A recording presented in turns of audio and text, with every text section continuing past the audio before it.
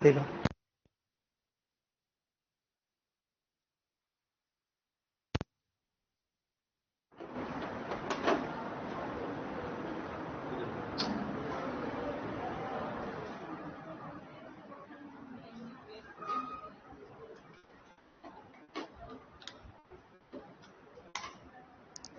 अब ठीक है,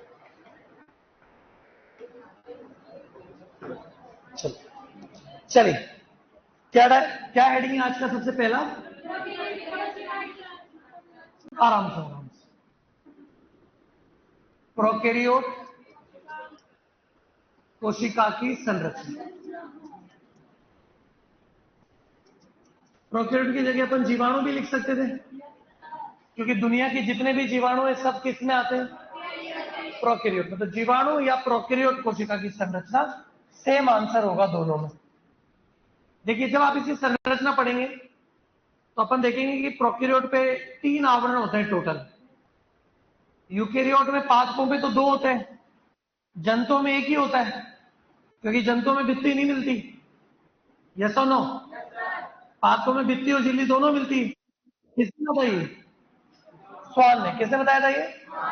प्रोकैरियोट में 3 आवरण होते हैं, सबसे बाहर, मध्य और सबसे अंदर। सबसे बाहर की परत का नाम होता है ग्लाइकोकैलिक्स। क्या होता है बेटा? ग्लाइकोकैलिक्स। सेकंड नंबर पे जो है उसका नाम है बेटा कोशिका भित्ति। क्या नाम है? कोशिका भित्ति। और उसके भी अंदर जो है वो है बेटा कोशिका झिल्ली। कोशिका झिल्ली। तो ग्लाइकोकैलिक्स, कोशिका भित्ति और कोशिका झिल्ली, ऐसे टोटल कितने आवरण होते हैं? 3। अगर बाहर की तरफ देखें तो बाहर की तरफ 3 संरचनाएं होंगी, एक सबसे बड़ी, एक उससे छोटी और एक बिल्कुल छोटे छोटे रोम जैसी संरचना। तो ये जो बड़ी संरचना दिख रही है इसका नाम है बेटा पिलाई, और ये जो छोटी रोम समान संरचना इसको बोलते हैं फिब्री। फिब्री। और ये जो सबसे बड़ी संरचना है इसका नाम है फ्लैजिला। फ्लैजिला। इनके अंदर केंद्रक नहीं होता, बल्कि केंद्रक की जगह एक संरचना पाई जाती है। ये जो केंद्रीय संरचना है इस संरचना को बोलते हैं बेटा न्यूक्लियोइड। केंद्र की जगह न्यूक्लियोइड मिलता है इनमें। अल्प विकसित केंद्रक मानते हैं इसको। आपको पता है कि प्रोकैरियोट में अल्प विकसित केंद्रक होता है। ये झिल्ली ना अंदर की तरफ फोल्ड होकर एक संरचना बना लेती है झिल्ली के द्वारा। ये जो संरचना बनती है इसको बोलते हैं क्रोमेटोफोर। क्या करते हैं, क्या सब कुछ पढ़ेंगे अपन एक एक करके। एक अतिरिक्त डीएनए पाया जाता है इनमें जिसका नाम है प्लाज्मिड। प्लाज्मिड। एकमात्र कोशिकांग मिलता है राइबोसोम। कौन सा? 70S प्रकार का राइबोसोम मिलता है। 70S क्या है सब पढ़ेंगे बाद में। और झिल्ली इधर फोल्ड होकर एक संरचना और विकसित करती है। ये जो संरचना विकसित हो रही है इसका नाम है मीजोसोम। क्या नाम है? मीजोसोम। ये बना लो आप डायग्राम। ये जीवाणु का डायग्राम है। अगर आप जीवाणु कोशिका को देखें तो वो कुछ इस तरह क्या होगा। ये डायग्राम बनाओ, एक एक करके पढ़ेंगे जो जो लिखा है सबको।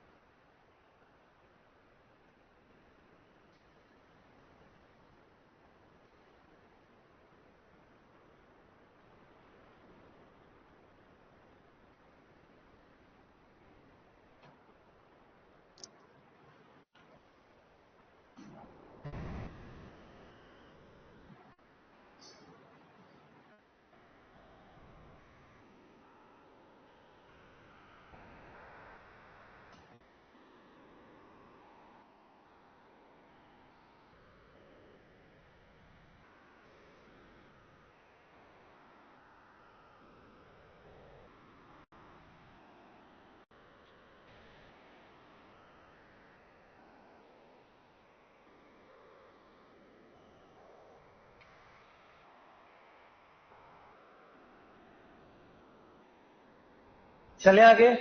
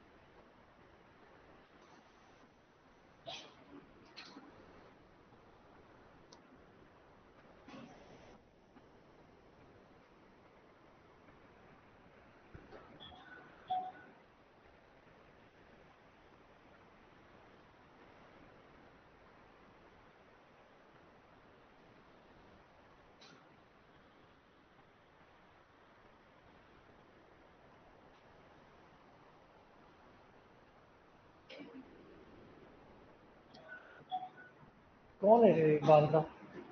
बांध रहे नहीं होते बेटा, कोई नई चीज मिल जाती है तो उसको दबा।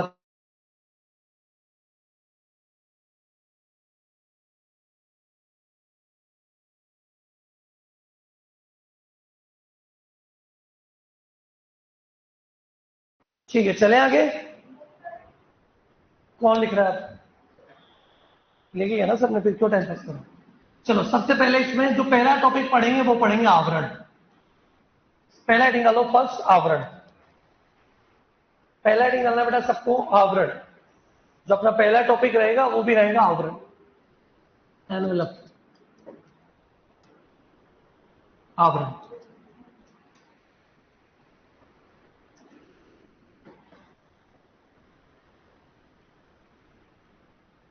आवरण टोटल कितने भागों में डिवाइड करूं? 3।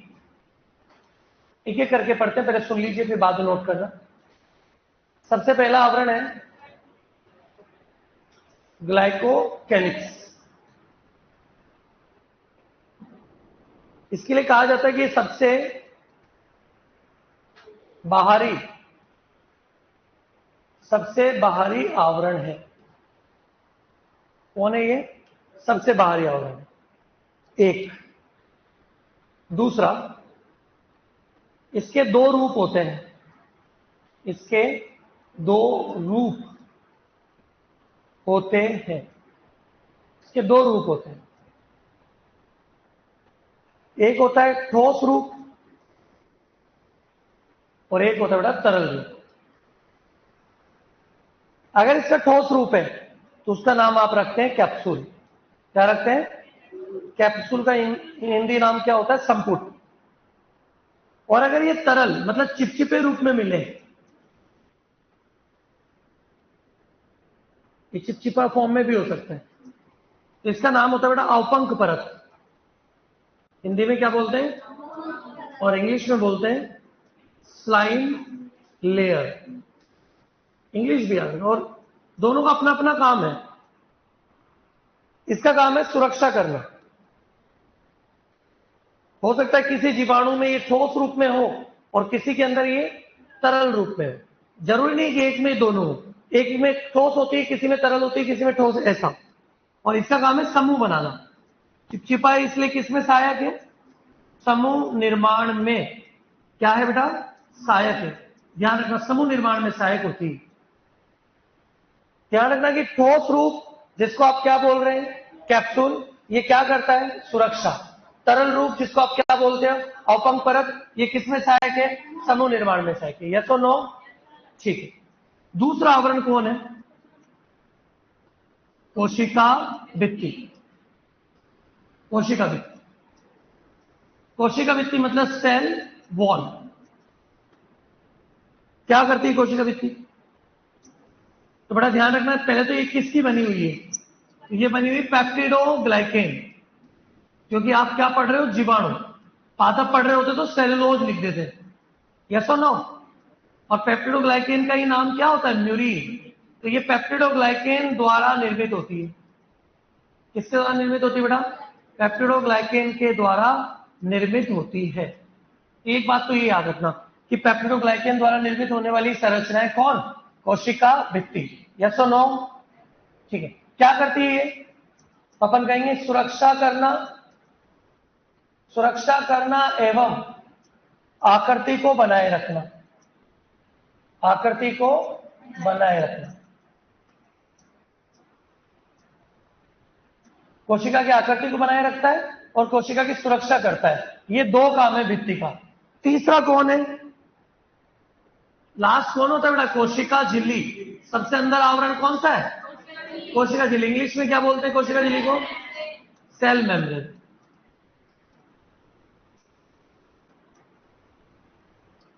ध्यान रखना, ये बिल्कुल हमारी जैसी होती है। ये किसके समान होती है? यूकेरियोट के समान होती है। किसके समान? यूकेरियोट के समान होती है, बिल्कुल यूकेरियोट के समान होती है। तो ये बिल्कुल किसके समान है? यूकेरियोट के समान है। दूसरी चीज, ये किससे बनती है? तो ध्यान रखना, यह व लिपिड व प्रोटीन द्वारा निर्मित होती है। किसके द्वारा? लिपिड या प्रोटीन के द्वारा निर्मित होती है। लिख लीजिए, ये तीनों आवरण है, लिपिड या प्रोटीन के द्वारा आवृत होती है। तीनों लिख लीजिए।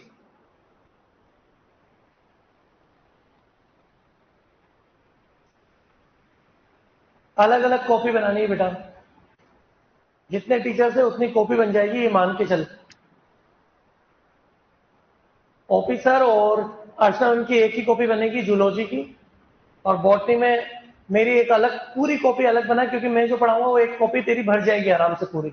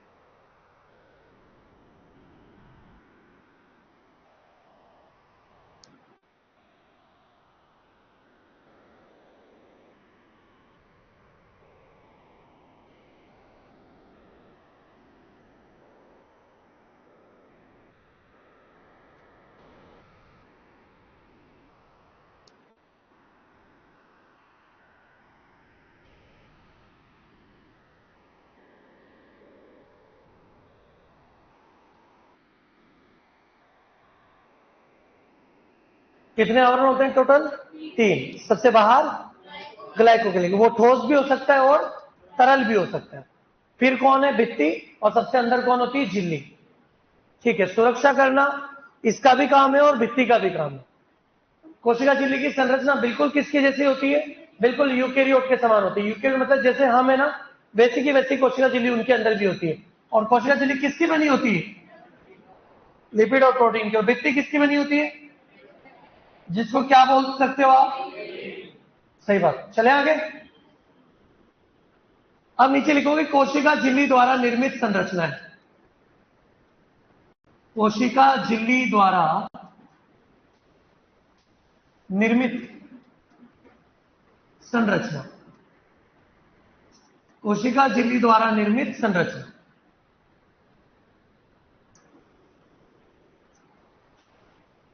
कोशिका झिल्ली द्वारा निर्मित संरचना। कोशिका झिल्ली से ना 2 संरचनाएं बनती है। आप अपना डायग्राम देखकर बताओ कौन सी संरचना है वो। देखो डायग्राम एक बार कि कोशिका झिल्ली से कौन सी संरचनाएं बन रही है। तो आपको 2 संरचनाएं मिलेगी वहां पर। एक संरचना मिलेगी मीजोसोम और एक संरचना और मिलेगी जिसका नाम है क्रोमेटोफोर। यस और नो? ऐसे 2 भाग कर लो। कोशिका झिल्ली द्वारा निर्मित संरचना और ऐसे 2 भाग कर लीजिए उसके। उनके बारे में लिखेंगे कि वो क्या है। मीजोसोम और क्रोमेटोफोर, ऐसी 2 संरचना है। मीजोसोम और क्रोमेटोफोर।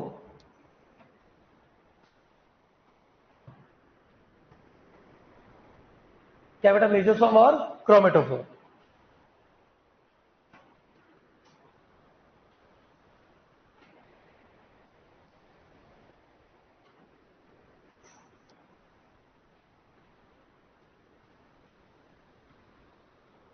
ठीक है, मीजोसोम बहुत इंपॉर्टेंट संरचना है जो 5 बहुत इंपॉर्टेंट कार्य करेगा। इसके बिना किसी भी जीवाणु का अस्तित्व नहीं हो सकता। जैसा एक तो ये किसमें सहायक है, सुन लो पहले फिर लिख लेना। किसमें शासन है? सहायक है श्वसन। जीवाणु श्वसन करता है इसकी सहायता से। जैसे हमारे अंदर माइटोकॉन्ड्रिया होता है ना, वैसे। उसके अलावा डीएनए डबल करता है इनका। डीएनए प्रतिकृतिकरण में सहायक। प्रतिकृतिकरण क्या होता है? डबल हो जाना। क्योंकि डीएनए डबल होगा तभी तो एक कोशिका से 2 कोशिका बनेगी, तो उनमें डीएनए चला जाएगा फिर। अरे यस और नो? अगर डीएनए की कॉपी नहीं बनेगी तो विभाजन भी नहीं होगा। इसका मतलब अपन लिख सकते हैं कोशिका विभाजन का नियंत्रण करता है ये। क्या करता है? कोशिका विभाजन का नियंत्रण। कौन करेगा नियंत्रण? मीजोसोम। 4th, कोशिका भित्ति बनाना। ध्यान रखना, पहले झिल्ली बनती है, फिर झिल्ली से मीजोसोम बनता है और फिर वो भित्ति बनवाता है। तो कोशिका भित्ति का निर्माण, बाहर पदार्थ भेजेगा जिससे भित्ति बनेगी। और एक 5वां काम, एंजाइम स्त्राव करना। इनके एंजाइम का स्त्राव करता है क्योंकि प्रोकैरियोट को जीवन चलाने के लिए बहुत सारे एंजाइम चाहिए, तो उनका स्त्राव भी करता है। 5 कार्य क्या क्या? श्वसन, डीएनए प्रतिकृतिकरण, कोशिका विभाजन, भित्ति और एंजाइम का स्त्राव। ये 5 काम कौन करता है बेटा? मीजोसोम। क्रोमेटोफोर कौन है? तो प्रकाश संश्लेषी जीवाणु का समूह। क्या बोला मैंने? प्रकाश संश्लेषी जीवाणु का समूह।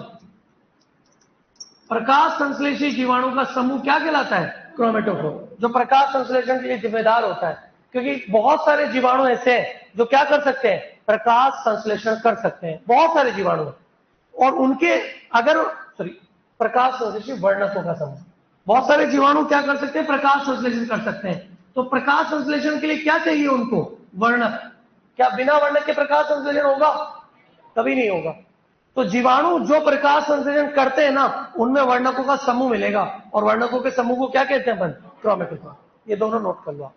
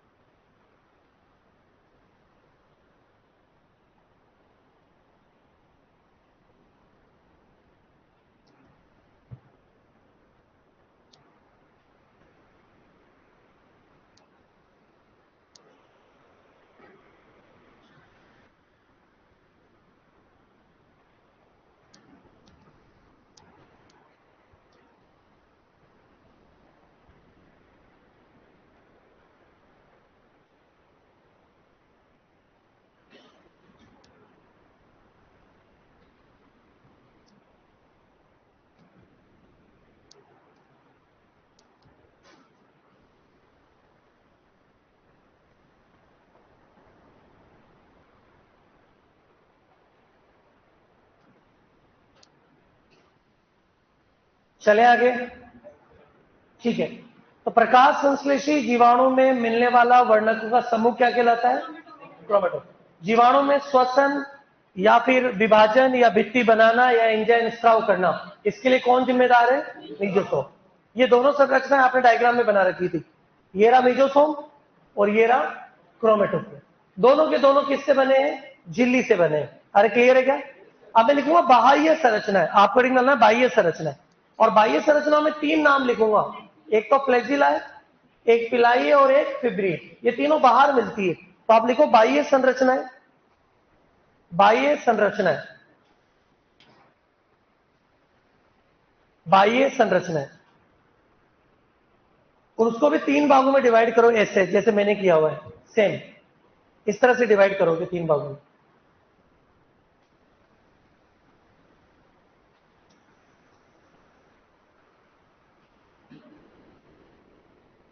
एक कौन सी संरचना है? फ्लैजिला। फ्लैजिला का हिंदी नाम भी लिखना, कशाभिका। क्या बोलते हैं फ्लैजिला को बेटा? कशाभिका। फिर लिखोगे पिलाई, इसको हिंदी में भी पिलाई बोलते हैं, तो इसका कोई वो नहीं है। फिर भी कोई कहे तो अंकुश वंकुश लिख सकते हैं, पर वैसे सही नहीं है अंकुश वगैरह लिखना। और एक होता है फिब्री। फिब्री मतलब झालर। ये 3 संरचनाएं हैं। फ्लैजिला सुन लीजिए एक बार, किसमें सहायक है बेटा? गमन में। गमन मतलब चलने में सहायक है। किसमें सहायक है बेटा? चलने में सहायक है। कौन है चलने में सहायक? 3 भाग होते हैं फ्लैजिला में, 3 भाग होते हैं, ऐसे 3 भाग होते हैं।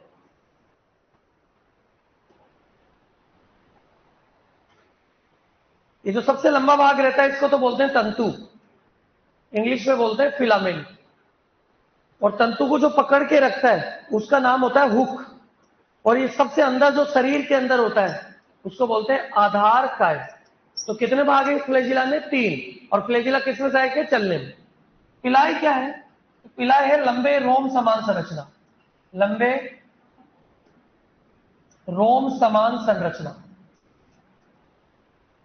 लंबे रोम समान। किसमें सहायक है या किसमें मिलती है? तो ध्यान रखना, ग्राम नेगेटिव जीवाणु में मिलती है। किनमें? ग्राम पॉजिटिव और ग्राम नेगेटिव, 2 तरह के जीवाणु होते हैं। सुना होगा तुमने कभी? एक साइंटिस्ट है ग्राम, उन्होंने अभिरंजन किया था इनका, तो जिनका अभिरंजन हो गया था वो पॉजिटिव, जिनका नहीं हुआ था वो। ध्यान रखना, ज्यादातर जीवाणु जो रोग करते हैं ना वो किस में आते हैं? नेगेटिव में आते हैं। जो ज्यादातर रोग करते हैं, पॉजिटिव वाले ज्यादातर रोग नहीं करते, नेगेटिव वाले रोग करते हैं। ये पिलाई केवल किस में मिलता है? नेगेटिव में। और सुनना, यह सयुग्मन, सयुग्मन, सयुग्मन क्या है? एक तरह का जनन है, में सहायक है। सयुग्मन में सहायक है, जनन में सहायक है। एक जीवाणु नेगेटिव है, इसके पास ये पिलाई है, और ये क्या होता है? मूवेबल होते हैं इस तरह से, ये दूसरे जीवाणु को पकड़ लेता है और आनुवंशिक पदार्थ ट्रांसफर हो जाता है इसमें। तो ये एक जनन की विधि हो गई। उसमें कौन सहायक है? पिलाई। फिब्री क्या है? फिब्री में लिखते हैं छोटे रोम समान संरचना, छोटे छोटे रोम समान होते हैं, छोटे रोम समान संरचना। और किसमें सहायक है? तो बेटा ध्यान रखना, यह सतह से चिपकने में सहायक है। किसी भी सतह से, जीवाणु उड़ता हुआ आया, मानव की सतह से चिपक गया या दीवार से चिपक गया, तो इसकी सहायता से चिपकता है, तो सहायक है। ये तीनों बाह्य संरचनाएं नोट कर लीजिए, तीनों को, तीनों बाहर की संरचना। एक चलने में सहायक है, एक जनन में सहायक है, और एक किसी सतह से चिपकने में सहायक है। तीनों को लिख लीजिए। तो लास्ट क्लास आते आते तो ऐसे ढेर हो जाते हो तुम लोग कि अब बस छोड़ दो, हमें जबरदस्ती पकड़ के पढ़ा क्यों रहा है? ऐसा पढ़े कुछ तो, चाहे नर हो चाहे मादा हो, दोनों ही पढ़े ऐसे बैठे, उबासियां ले रहे हैं बैठ बैठ के। क्या पढ़ा रहे क्या? कोई तो ऐसे स्टैंड बना रखे, ऐसे फैल के पड़े हुए, आंखें बड़ी बड़ी कर रखी बालू की तरह, और पड़े हैं बस बेंच पे, और सहारा ले रखा है हाथ का, जैसे तो हाथ गया और जीवन गया इनका। पीछे 4-5 लड़के सुन बैठे हुए हैं, वो नहीं होता, इंजेक्शन लगा दिया, चाहे अब हाथ काट दो कोई फर्क नहीं पड़ेगा।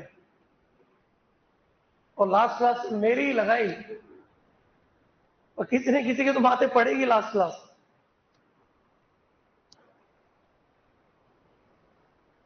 एक एक वो लाया करो, जो नाई के पास नहीं होता स्प्रे, वो बालों में छिड़कता है, सालो अपने मुंह पे छिड़का करो, या एक पोछा रखा करो साथ में, तो मुंह के पोछा लगा लो तुरंत। जाग बेटा जाग, सही है तू? हाँ गुड। साले खीर पूड़ी और दबा दी होगी तगड़ी वाली, तो अब हिल ही नहीं पा रहा, पानी की भी जगह नहीं बची। पानी पिया तो पता चला आमाशय के ऊपर ही रह गया पानी, तो क्योंकि पानी को नीचे जगह भी तो चाहिए जाने के लिए।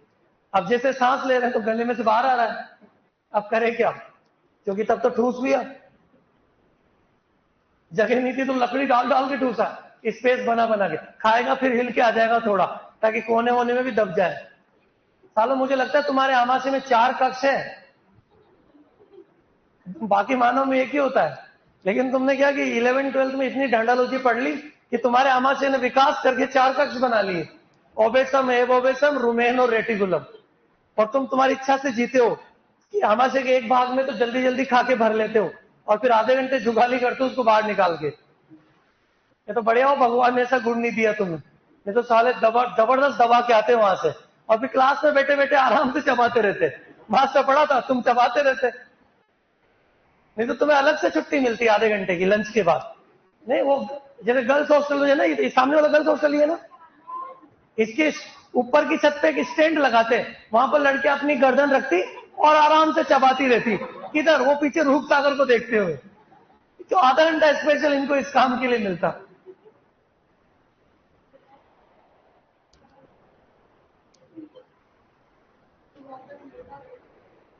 बढ़िया योगा भी हो जाता तुम्हारा मुंह का।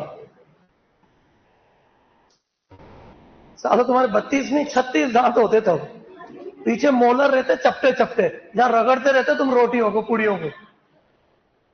ज्यादा टेंशन भी नहीं थी, एक बार खा के भर लो, फिर आराम से धीरे धीरे खाते रहेंगे उनको। अरे तो भगवान ने क्या किया, आमा से छोटा ही किया, बढ़िया हुआ। अब आज वेडनेसडे खत्म हो गया ना, अब साला फ्राइडे का इंतजार है कि पनीर आएंगे तब तोड़ेंगे वापस। कुछ तो पूरे गुरुवार को भूखे रहते हैं ताकि फ्राइडे को ऐसा तोड़ूंगा कि सब बता दूंगा। और 2 4 तो पता है हिसाब जोड़ के रखते हैं, साला मार्केट में एक रोटी कितने रुपए की चल रही है, 10 रुपए की या 5 रुपए की, और सब्जी चल रही है 30 रुपए की, पूरा जोड़ जाड़ के अब वसूल करूंगा मैं, और फीस भी तो वसूल करनी है साथ में। उसने मास्टरों का भी जोड़ रखा है कि एक दिन में 6 टीचर आते हैं, साल भर में इतने आते हैं, तो एक क्लास का बैठता है 150 रुपए। अब कोई मास्टर जिस दिन नहीं आया ना और रास्ते में मिल गया तो 150 रुपए दे, क्योंकि तू आज आया ही नहीं, तेरे 150 रुपए कट गए। ऐसे भी जोड़ वाले बैठे हुए भी, ऐसे तो नहीं जोड़ते, तुम्हें सिर्फ खाने से मतलब है। ये हो गया क्या? नहीं, बहुत रेयर होगा जिसको पनीर पसंद नहीं होगा, होंगे लेकिन ऐसे।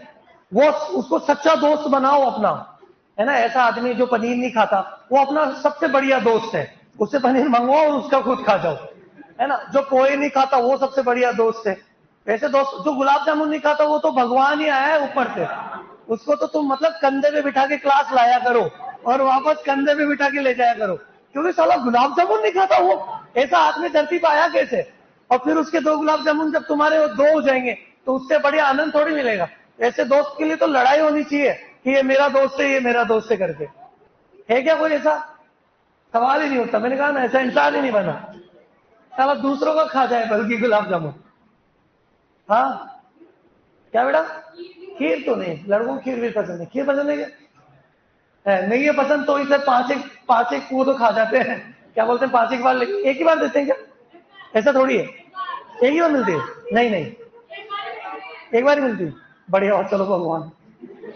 नहीं तो सालों तुम पूरा 5 बार पी के खीर ही पीते। पूरी उड़ी नहीं चाहिए, साइड में रख, खीर भर, इन चारों बॉक्स में खीर भर, पूरी तू खा लेना बोले मेरी तरफ से। ये हो गया क्या? बाहर की तरफ 3 संरचना मिलेगी, कौन कौन सी? फ्लैजिला, पिलाई और फिब्री। चलो बहुत बढ़िया। अच्छा मैं बोलूं कि फ्लैजिला में सबसे इंपॉर्टेंट भाग कौन है? तंतु। क्लियर है क्या? चलो अब आगे चलते हैं। आप अपने डायग्राम में देखो, हमने बाहर की संरचनाएं तीनों खत्म कर ली है। देखिए ये हमारा हो चुका है तीनों, मिजोसोम हो गया है, क्रोमेटोफोर हो गया है, पिलाई, फिब्री और फ्लैजिला भी हो गया है। यस और नो? अब अपन चलेंगे इस संरचना के पास। देखो आपको पता है प्रोकैरियोट में अल्प विकसित केंद्रक होता है, उसमें केंद्रक झिल्ली, देखो ये जो बना हुआ है ना, ये अल्प विकसित केंद्रक है, इसमें झिल्ली विल्ली भी नहीं है। और इस अल्प विकसित केंद्रक को क्या कहा गया? देखो केंद्रक का इंग्लिश नाम होता है न्यूक्लियस। क्या होता है? उसी से बनाया हुआ है, न्यूक्लियोइड। हिंदी में इसको बोलते हैं केंद्रकाभ। क्या बोलते हैं? तो सब में लिखवाऊंगा, आप हेडिंग डालो न्यूक्लियोइड,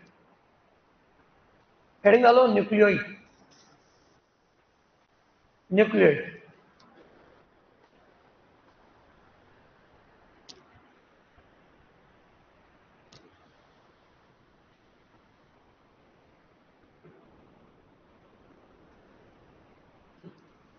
न्यूक्लियोइड, और हिंदी में नाम भी लिख लेना बेटा उसका, केंद्रकाभ।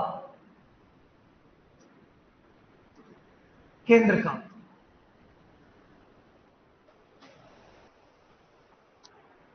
लिखो इसके बारे में। यह कोशिका के केंद्र में, यह कोशिका के केंद्र में मिलने वाला एक क्षेत्र है, जगह है ये। यह कोशिका के केंद्र में, कोशिका के केंद्र में उपस्थित या मिलने वाला, कोशिका के केंद्र में मिलने वाला क्षेत्र है। कोशिका के केंद्र में मिलने वाला क्षेत्र है, मिलने वाला क्षेत्र है। सेंटर में होता है ये, बिल्कुल बीच में, जिसमें देखो, जिसमें डीएनए, आरएनए और प्रोटीन पाए जाते हैं। क्षेत्र है जिसमें डीएनए, आरएनए और प्रोटीन पाए जाते हैं।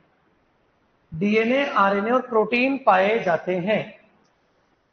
क्या पाए जाते हैं बेटा? डीएनए, आरएनए व प्रोटीन पाए जाते हैं। क्लियर है क्या सबका?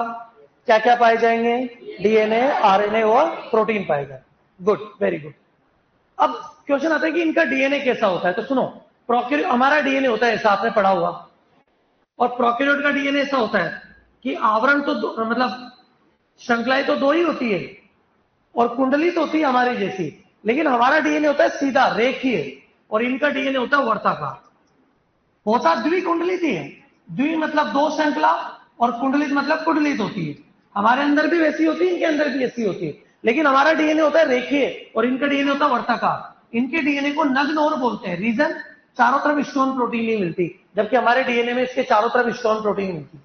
एक प्रोटीन अनुपस्थित होती है प्रोकैरियोट में, कौन सी प्रोटीन? स्टोन। और इस प्रोटीन के नहीं होने की वजह से इनके डीएनए को क्या कहा गया? नग्न डीएनए कहा गया। तो लिखो आप नीचे उसी में, प्रोकैरियोट का डीएनए, प्रोकैरियोट का डीएनए, प्रोकैरियोट का डीएनए द्विकुंडलित, प्रोकैरियोट का डीएनए द्विकुंडलित, द्विकुंडलित वर्ताकार, द्विकुंडलित वर्ताकार नग्न होता है। प्रोकैरियोट का डीएनए द्विकुंडलित वर्ताकार नग्न होता है, द्विकुंडलित वर्ताकार नग्न होता है। ब्रैकेट में लिखो, नग्न का अर्थ, नग्न का अर्थ हिस्टोन प्रोटीन की अनुपस्थिति से है। नग्न का अर्थ हिस्टोन प्रोटीन की अनुपस्थिति है, हिस्टोन प्रोटीन की अनुपस्थिति है। नग्न शब्द क्यों दिया गया? क्योंकि कौन सी प्रोटीन नहीं थी? हिस्टोन प्रोटीन नहीं थी, इसलिए नग्न बोला गया उसका डीएनए। चलिए ठीक। अच्छा, डीएनए से मुझे याद आया कि प्रोकैरियोट मतलब जीवाणु में एक अतिरिक्त डीएनए और पाया जाता है, जिसका नाम होता है प्लाज्मिड। क्या होता है? जो केंद्र से दूर पड़ा रहता है। ये देखो, ये तो मूल डीएनए और ये दूर पड़ा हुआ है, जिसको क्या बोल रहे हैं? प्लाज्म। स्वतंत्र होता है, ये खुद की प्रतिकृति खुद बना सकता है, इस पर निर्भर नहीं है वो। तो लिखो नीचे नोट लगा के, जीवाणु में एक अतिरिक्त डीएनए भी पाया जाता है। जीवाणु में एक अतिरिक्त, जीवाणु में एक अतिरिक्त डीएनए, एक अतिरिक्त डीएनए भी पाया जाता है, जिसे, एक अतिरिक्त डीएनए भी पाया जाता है जिसे प्लाज्मिड कहा जाता है। एक अतिरिक्त डीएनए भी पाया जाता है जिसे प्लाज्मिड कहा जाता है, प्लाज्मिड कहा जाता है, जिसे प्लाज्मिड कहा जाता है। सबसे ऊपर लिखा हुआ है प्लाज्मिड। क्या कहा जाता है बेटा? प्लाज्मिड कहा जाता है। यह स्वतंत्र रूप से पाया जाता है, यह स्वतंत्र रूप से पाया जाता है, स्वतंत्र रूप में पाया जाता है या स्वतंत्र रूप से पाया जाता है, यह स्वतंत्र रूप से पाया जाता है। और इसमें स्वप्रतिकृति का गुण भी होता है, स्वप्रतिकृति का गुण भी होता है। स्वप्रतिकृति मतलब खुद की कॉपी बनाने की क्षमता, और इसमें स्वप्रतिकृति का गुण भी पाया जाता है, स्वप्रतिकृति का गुण भी पाया जाता है। स्वप्रतिकृति के गुण का मतलब अपनी खुद की कॉपी बना सकता है ये अलग रूप में खुद से ही, इसलिए ठीक है। अब एक राइबोसोम के लिए लिखा है, नीचे एडिक डालो राइबोसोम, राइबोसोम, राइबोसोम। देखिए प्रोकैरियोट में ना 70 और यूकैरियोट में 80 इस प्रकार का राइबोसोम मिलता है। 70 क्या होता है, 80 क्या है, एस क्या है, ये सब पढ़ेंगे हम आगे, अभी तो डायरेक्ट लिखना है। प्रोकैरियोट में 70 एस प्रकार का राइबोसोम होता है,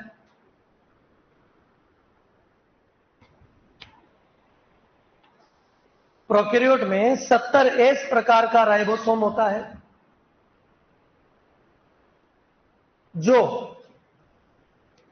जो एमआरएनए के साथ मिलकर, एमआरएनए आपको पता होगा आरएनए 3 प्रकार का होता है, याद है क्या? TRNA, rRNA, mRNA.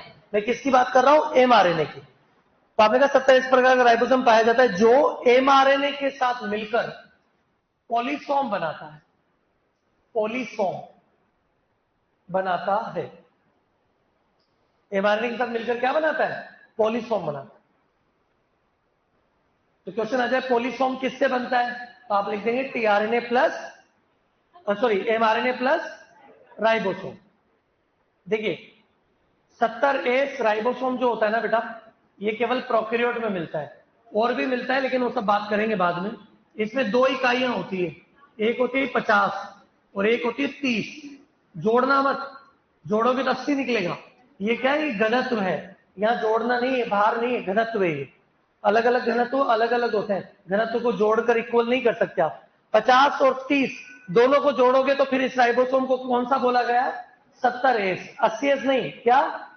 80 में तो 2 इकाइयां होती है, 60 40 वो अलग होता है। आपको जोड़ना नहीं है, यहाँ पर मैथ्स नहीं पढ़ रहे अपन। तो ये क्या करता है फिर बाद में किससे जुड़ जाता है? एमआरएनए से। और बनने वाली संरचना क्या कहलाती है? पॉलीसोम। अरे यस और नो? ये बनाना नहीं है, बस ये बाद में पढ़ेंगे अपन, इसको मैं डिटेल में पढ़ाऊंगा जब राइबोसोम टॉपिक आएगा तब। अभी सिर्फ अपन ने लिखा दिया वो काफी। नीचे लिख लो राइबोसोम का कार्य प्रोटीन निर्माण करना है, इसी में स्टार लगा। राइबोसोम का कार्य प्रोटीन का निर्माण करना है, राइबोसोम का कार्य प्रोटीन का निर्माण करना है, राइबोसोम का कार्य प्रोटीन का निर्माण करना है। पॉलीसोम बनाता हो तो अच्छी बात है, लेकिन कार्य क्या है राइबोसोम का? प्रोटीन बनाना, प्रोटीन का निर्माण। अच्छा बताओ पादपों का संचित भोजन क्या है? स्टार्च। पादप अपने भोजन को किस रूप में इकट्ठा करते हैं? और जंतु? ग्लाइकोजन। जंतु किस रूप में करते हैं? और जो जीवाणु होता है ना, वो अपना भोजन इकट्ठा करता है 3 रूप में, समझो पहले सुन लेना। वो हो सकता है फॉस्फेट के रूप में करे, कुछ भोजन को वो ग्लाइकोजन के रूप में भी करता है, जीवाणु की बात कर रहा हूं। और एक रसायन होता है साइनोफाइसिन, नाइट्रोजन से बनता है, उसके रूप में भी भोजन इकट्ठा करता है। ये तीनों उसके भोजन है, और इन तीनों को मिलाकर अपन बोलते हैं अंतर्विष्ट पिंड। क्या बोलते हैं? तो आप नीचे नोट लगा के लिखो, राइबोसोम के नीचे नोट लगा लो।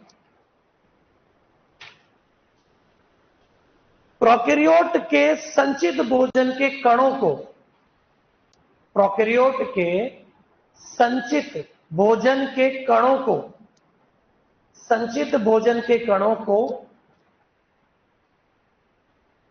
अंतर्विष्ट पिंड कहा जाता है। प्रोकैरियोट के संचित भोजन के कणों को अंतर्विष्ट पिंड कहा जाता है।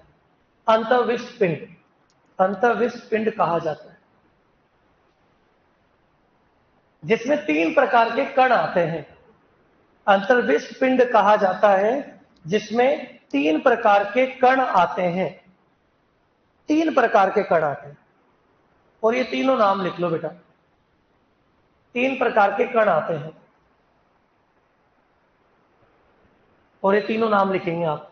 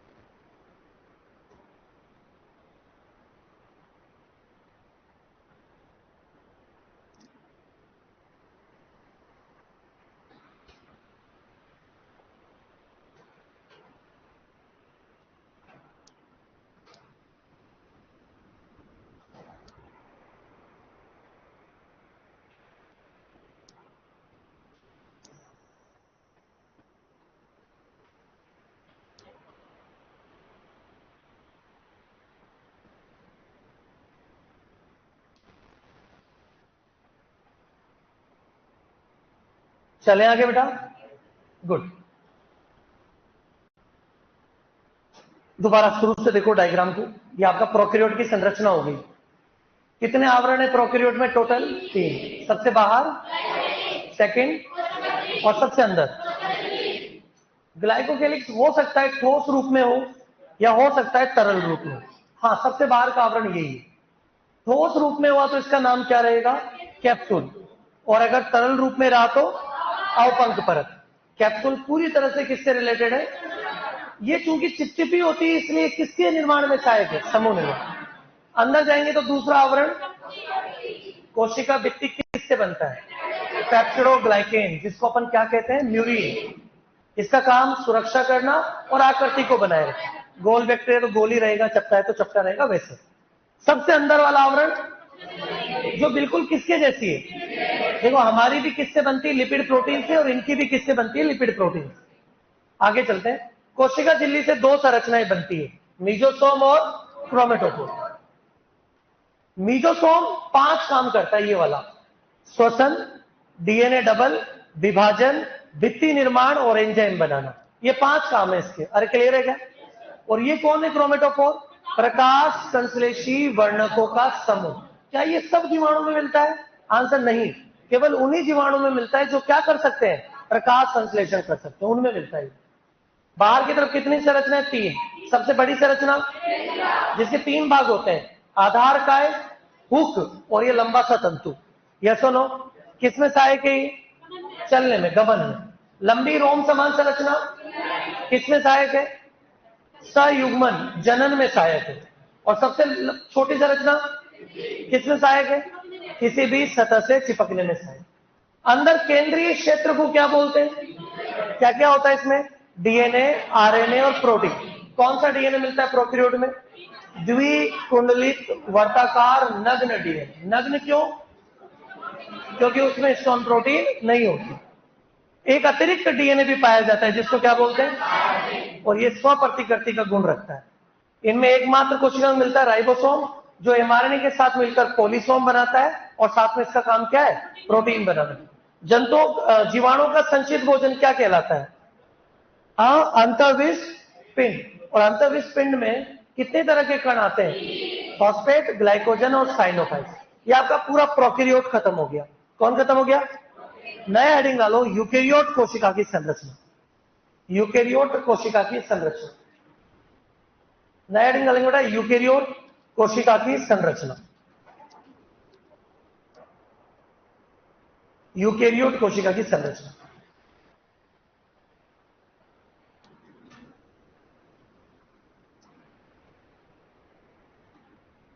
यूकैरियोट कोशिका को जब हमें पढ़ना है ना, तो हम इसको भी 2 भागों में डिवाइड करेंगे पढ़ने के लिए। समझो पहले, सबसे पहले इसमें भी अपन क्या पढ़ाएंगे?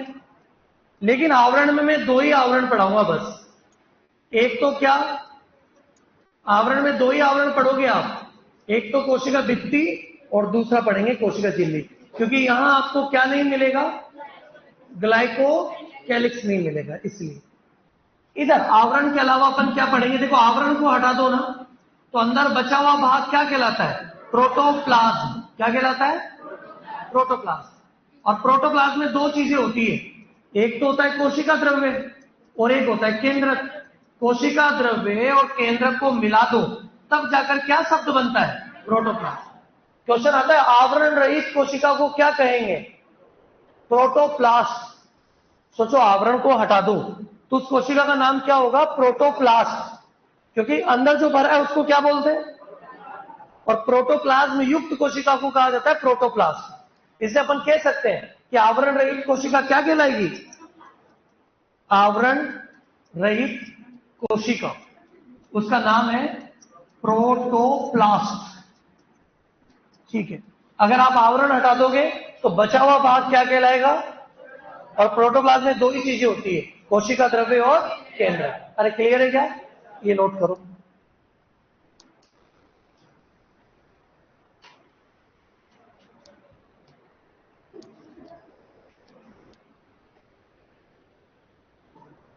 कुछ अभी भी आलसी इस तरह के प्राणी हैं, कल से रुको उनकी बेइज्जती स्टार्ट करनी पड़ेगी।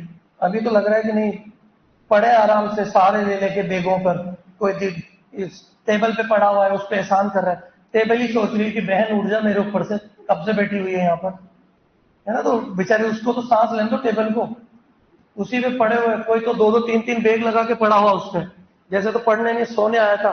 सोफा ले आया करो घर से, और रजाई वजाई भी ले आया करो, सो जाया करो पीछे बैठ के। आलसियों, बहुत बेइज्जती करूंगा, ध्यान रखना कल से भी। माता स्टेज ध्यान रखें। हाँ, माता क्यों नहीं सोती, भैंस तो सोती है, नहीं सोती क्या भैंस? अरे मैं तुम्हें थोड़ी बोल रहा हूं, मैं तो माताओं को बोल रहा हूं, माताओं में सब आते हैं।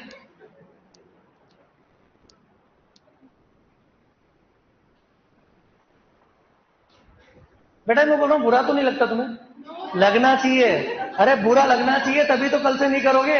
नो सर, बताओ यार, क्या कोई फर्क नहीं पड़ रहा सर हमारे, तो हम तो सोते रहेंगे, बुरा क्या बात मानना है इसमें, बुरा लगे तुम्हें थोड़ा सा, क्या बेटा, तो तुम नकटे हो चुके हो, सीधी बात ये बोल चुकी। हाँ होता है, होने भी चाहिए, स्टूडेंट ऐसे ही होने चाहिए, पर स्टूडेंट ऐसे भी नहीं होने चाहिए कि सोते रहे। हाँ, पर ऐसा होना चाहिए कि स्टूडेंट को ज्यादा बुरा नहीं लगना चाहिए, बोले अच्छा सर बेइज्जती कर लो और हमें बोल दो कि बुरा नहीं लगे। लगता है क्या बुरा तुम्हें? गुड, वेरी गुड बेटा, सही जा रहे हो तुम। कोई बात नहीं, बुरा नहीं लगना चाहिए, पर पढ़ने आए ना तो एकदम ढीले डबार मत बैठे रहा करो, क्या कि दिमाग ही काम नहीं करता। तुम ऐसे सहारा लेके बैठे हुए तो इतने एक्टिवनेस थोड़ी रहती बॉडी में, और सबसे ज्यादा प्रॉब्लम आएगी लास्ट क्लास में, मेरी नहीं जिसकी भी लास्ट क्लास होगी। तो सोचो तुम एक क्लास बिगाड़ दोगे ऐसे, तो रोज ही ऐसे एक्टिव रहो, और बाकी कुछ नहीं चाहिए, बस एक्टिव रहो, बट जो चीजें समझा रहे हो उसको समझ लो। पढ़े पढ़े नहीं समझ में आती है तो कर दिया था ना सिर्फ, ठीक है जाओ।